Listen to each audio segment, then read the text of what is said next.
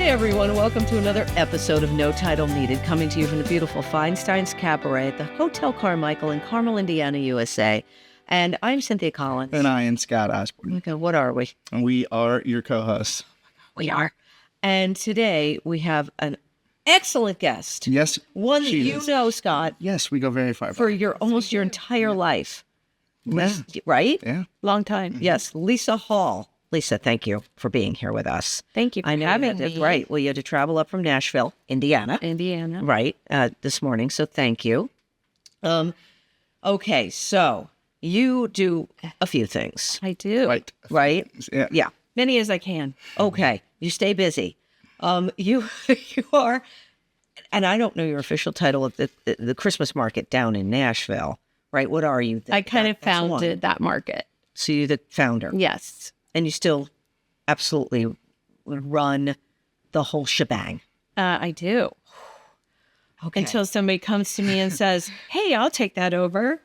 Right. But that hasn't happened yet, Miss Cindy. Oh, my God. Not yet. And then you also, you're very involved in documentaries and the Heartland Film Festival. All right. Well, you did have a doc. Yes. That was where I got my start. Yes. Addict's Wake. Uh-huh. Okay. And that's about the, because I saw it.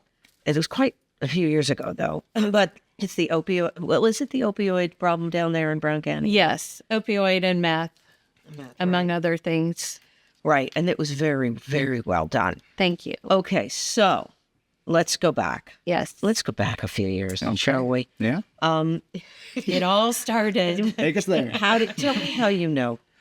Oh, Lisa. well, I mean, Sam, her son Sam, Yes. and I were in first grade together. I Yes. think it was the first time we had shared a classroom. So, you know. That's a long time ago, Very, Scott. very, very long time ago. See, that would probably be 23, 24 years. Oh, yes. Yeah. Yeah. Anyway. Yeah. And so that's this connection. Mm-hmm. And we went to Heritage, which meant we were pretty tight knit all the way through. There you go. It was- Yes. Yeah. there you go. They graduated together. Did you swim together? No. Okay. No. But we taught swim lessons. Yes, you did. Yeah. In my backyard. Yeah. We used to, me and my mom used to go over there in the summers and, you know, she would teach and I'd play. And she kept saying, Samuel, you have such a natural stroke. You have such a natural swimmer's, poise. And he chose other sports. Yeah. but- Yeah. Which he was very good at. Yeah. Sam was a natural athlete. He was a very good athlete. Yeah. Both of their boys, actually.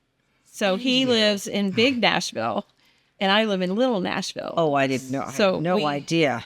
Big Nashville, Little Nashville. Yes. Okay. So where's the Christmas market? Little Nashville. Oh, Where I am. okay. Yeah. So let me say. Okay. So we're gonna go back. Are you from Indiana? Yes. From there? Born and raised in Anderson, which is Madison County. Oh, okay. Yeah, In grew Anderson. up there, went to IU after graduation, Okay. was going to live anywhere but Indiana. And lo and behold, I moved to Indianapolis, got my first job out of college, and then met my husband, and I've been here ever since. What made you go down to Brown County then? We had purchased a cabin in 2008 down there as a family, and it was economy was not very good, and so we bought this cabin out of kind of an unfortunate situation for the owners, and we, as a family, tore the roof off. We did all the demolition ourselves. That's fun. Had big dumpsters, and with two guys, and then they always had their friends with us wherever we went, and so I had a bunch of teenagers tearing roof off, and so we did the demolition and then rebuilt it, and we loved it. It was such an escape because my boys did do a lot of athletics, so we would kind of go down there, and they both played baseball and were both pitchers, so we called it the bullpen. And it's kind of where we went for a night or two. Do you still have it? No, we sold it when we moved down there officially. Permanently. Yeah. Oh, Yeah. Boy, I bet you got some good, because sounds like you really completely renovated. I mean, talk about a flip. Yes. Yes. Flipping a house. We did, and it was really fun. And we employed. Do you remember Mr. Burns? Oh, yeah. Yeah. Yes. So he helped us with the construction. Once we did the demolition, we needed someone who knew what they were doing to rebuild it. Heritage. Yeah, Heritage guy. Okay. Yeah, and his kids were, there as well. So, yeah, it was a great experience as a family. We never had Wi-Fi. We had no TV. We just had a lot of football going on in the front yard, a lot of dirt bikes being ridden and air gun shots being fired. And, it's just a good place to have boys who had a lot of energy. That's true. They can run around all over the place. Yes. The reason because we're kicking off Thanksgiving. This is Thanksgiving week. Yes. Oh my gosh, yum, yum, yum. But it kicks off the holidays and the Christmas holidays. And you are in charge. Let's talk about it real quick. You are in charge of that Christmas market. I am. And how did you even get hornswaggled into that, or, for lack of a better word, roped into it, or Hornswaggled. I like oldie but a hornswaggle. goodie, right? I am going to borrow that. That's one I've never heard, Cindy. I like it. Well, when we moved down there full time in 2017, I was finishing my second year of a master's program. When my nest emptied, I went back to school, got a master's. And so when I would need a study break, because I'd been writing and researching and reading all day, like heavy stuff, I would sit in front of my TV and turn on the Hallmark channel. And, and every Hallmark movie has their own Christmas event, right? And I'm like, we look like a Hallmark town. We need a Christmas event. And I was really learning a lot about our community. And when you're tourism dependent, you have to continually evolve with events to bring people back. They have to have a reason to return. But all that to say, I just really wanted to see a winter event past the leaves coming down, because right now, towards Thanksgiving and then September and October are just so packed full of people. And we don't want them to go away, because our little shops need that foot traffic and they need the business. So as I was sitting there kind of refreshing my brain or not, thinking we need a Christmas event, it took me the year I wanted to start it. Unfortunately, we had that thing called a pandemic. Yeah. And so people weren't too interested. Yeah. And so we waited till 21, still had hand sanitizers at everybody's booth. Some people were masked, but that was the year we kicked it off, and I found the money to do it. And we say, I tell people, please don't have Carmel in mind when you come down, because this is a Brown County Christkindl, Brown County style. Mm-hmm. And it's very cozy and warm and inviting. And we have such a rich arts culture in Brown County with history that is incredible. And so the first year I wanted our own artisans to be able to earn some revenue back because of COVID. Many of them had not been able to do their shows and festivals and whatnot. So it was designed kind of for them. And then you had to kind of figure out if you liked being outside in December with your paintings. And some did and some didn't. So as we kind of grew, different kinds of artists and vendors would come in. So we're in Coach Light Square, which is between our visitor center and our Sweet Teas, a Country Heritage Winery, all the way back to Casa del Sol, which is our Mexican restaurant. And so the market sits in between there. And then this year we're going to spill on to Washington, which is a parallel street. So we were able to add about 7 or 8 more vendors this year. Excellent. We have to take a break. Yeah. I don't mean to interrupt you. We have to take a break. Perfect. For one of our sponsors, an artist. Yay. Thank you so much, Randy Sorrell. And here he is. We'll be right back with Lisa Hall.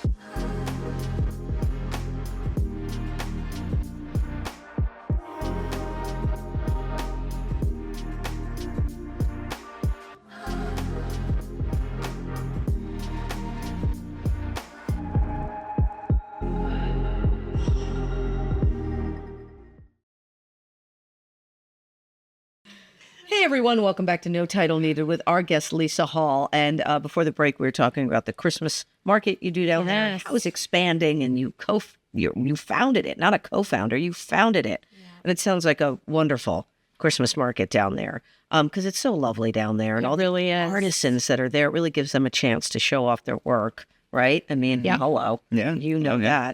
that. So how, and it's up, does it open the day after Thanksgiving? No, it's always the first full weekend of December. So this year that falls on Saturday the 6th and Sunday the 7th.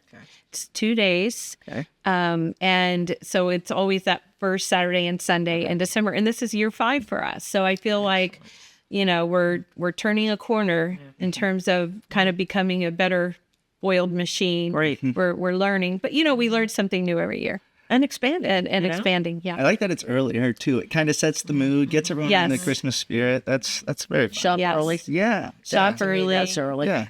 Well, sometimes it takes, hearing Christmas music for 2 weeks to get in the spirit. And, this really kicks off early. That's nice. Yes, it is nice, and it's gives my store owners and restaurateurs a break after October, before the crowd in December, and so they kind of have November to recuperate, and then then we're full again, which is awesome. It's amazing, and I love what it's done economically for the community, and I had a feeling it would. So Sounds like it, right? yeah, Okay, so let's move into the whole filmmaking thing and Heartland Film Festival and the documentary you were involved in, and yes. and how did you even find any interest in getting involved in anything like that? In being involved in a documentary And about where you live, Yes. Brown County. Right. And so that, gosh, that's such a story. That We have time. that came to me, I think, very divinely in 2019. And I had just finished that master's program. And everybody could say, what are you going to do? What are you going to do? What are you going to do? I'm like, I don't know. I just feel like it will come to me. And I had posted, this is the power of social media, because I had put a post on my page about some young men who had passed away very close together. And my friend Amy Pozak had said, oh my gosh, same thing just happened here in Carmel. And she said, could I call you? And so we exchanged on messaging. I didn't know Amy. I knew some of her family. But we had about a 2-hour conversation, and she says, do you feel like there are stories to tell? And after I finished my master's, I was trying to get more ingrained in the community. So I started serving women in incarceration. And I love that. I would hear their stories, and wow, there was a profound Sunday when I was there where I had heard a story, and I thought, man, in a vulnerable, dark moment in my own life, I am one decision away from sitting in green and white stripes. And when I left there with that thought, and then Amy had said, do you think there are stories to tell? And I'm like, we have to tell these stories. We're not getting better as a nation, as a state, as a county. And so I said, what do I need to do? And she came down, and we called, she goes, you need a director. I said, how do I find one? And she said, well, I know a really good one. She mentioned Michael Hussein's name, and Michael and I went to IU together. Okay. I said, I know him. Okay, yeah. So we call him up in my family room, and we have another meeting, and he comes down, and I said, you need to tell me what the budget is. And the fun thing is and Scotty knows this, because for all my time at Heritage, I raised a lot of money. Right. I'd been raising money for various things for the last 25 years. So when Michael presented a budget to me, I wasn't daunted by fundraising. I've been doing it for a lot of things that I felt strongly about up until that point. And so away we went, and it took us 2.5 years to film 4 stories in the county. We followed 4 families for 2.5 years. And it took me that long to secure the funding. Even we paused for about 4 months during COVID because we couldn't film anywhere. But the blessing in that is that many recovery organizations, Indiana Recovery Network, they were on hold with programming because of COVID, and they had grant monies that they had to use up. So when I needed to get over the finish line, there they were. And they were all very, gracious about wanting to be a part of the stories we were telling. And so we finished in January of 21, went into post-production. So Michael and my editor then, were crafting the story to get to Heartland in October of 21. So while they were doing that, I put myself in a class that was offered once a week online where there were 210 independent filmmakers from all over the world. It was fascinating. And I just sit in the shadows because I knew nothing about, okay, so you have a film, how do you distribute it? And I learned from Keith Aquat, who is just the master of film distribution, and he has a platform called Show and Tell. And so I just sat and absorbed everything Keith had to offer for about 8 or 9 months. And so when the film was ready, we went to Heartland. And being a first-time filmmaker, I had no street cred whatsoever, right? So you have to go get your laurels. And that's not why I made the film, though. That wasn't as important to me, but I knew I needed to do it. So we entered a handful of festivals, and we did really well. We had Best Documentary at Louisville and Indie, what they call Indie Spirit Award in Sedona, and lots of, awards along the way. So I thought, okay, we're done with that.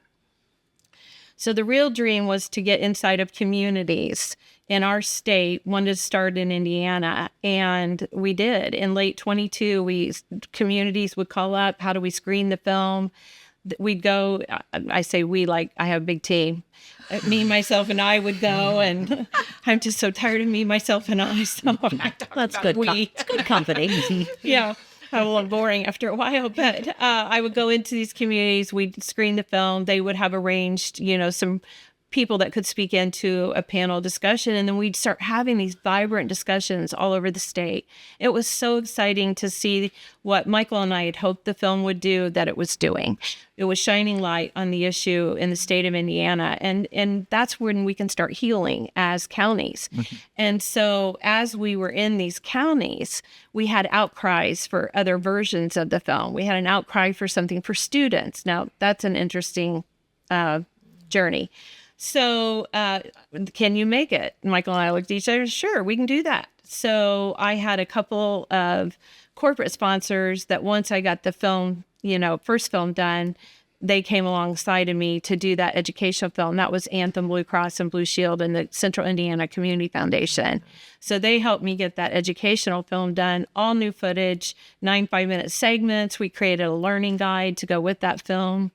The other outcry, so that was launched in 24. And then just this last January, we finished our law enforcement first responder film. Another segment of this whole issue who deal with so much in terms of mental health and addiction. And so we wanted to let them know we see you. We see the work you're doing and how hard it is. So I have a 12-minute-ish segment film for law enforcement and first responders that really shows through that whole judicial side of things what it requires for our incarcerated to be kept during their first sobriety stop, what that looks like. And are we doing enough things to really stabilize them while people are in incarceration? It's just such a great opportunity to put the right foot forward while they're on their recovery journey. Have you seen I think that's a lot. What have you seen? How has it helped? I get goosebumps sometimes when people will come up, because in that process of 3 films, we also were picked up by PBS for a national broadcast. So we've been on 92% of 341 public television stations across the nation. So I'm at conferences all over the country for mental health and addiction, and I'll have people come pull a chair beside me and say, I just wanted to share with you, my husband and I watched that film, and he handed me his phone at the end of it and said that he was ready for help. And so I don't know if I'll ever know, what lives have been touched, but I have a lot of testimonials that say, because I had 4 very distinct goals in making these films, and I kept those goals the same in each version of the film. One was to create a larger swath of emotional awareness, because it's that, well, that's them. That's them. And no, addiction has come home to all of us. So it is not just them, it's us. And we needed to change that understanding and that language to breed compassion. That second goal was debunking the silo mentality. And this is where I'm seeing things change. This is where I really thank God for this film, because the film was a clarion call to communities to say, we cannot operate like this anymore. We have to link arms to fight back and regain our communities back and the health of our communities back. Big government is not going to fix this issue. They could help fund a few things up until recently. And It's local. You have to do it. it's local. Yeah. And I've had senators tell me that.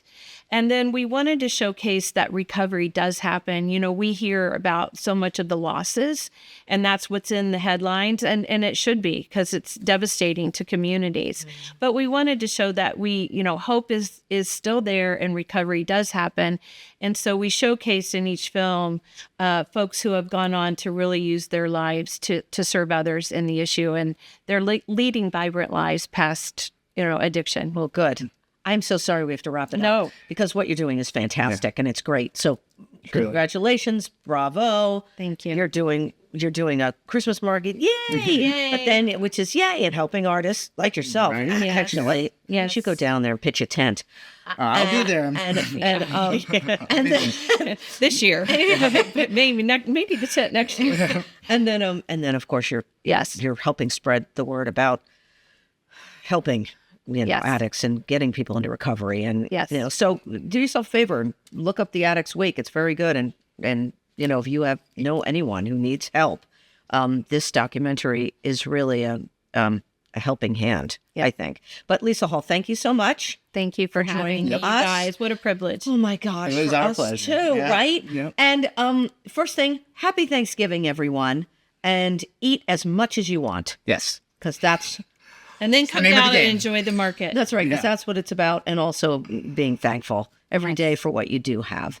And thank you for joining us for another episode of No Title Needed here at Feinstein's Cabaret, and coming over for the holidays. They have some great stuff going on here. Oh, yeah. Great entertainment for the holidays going on here at Feinstein's almost every night. So thank you so much. And I am Cynthia Collins. And I am still Scott Osborne. God, love you. I love you too. I know, thank you. Now it's public.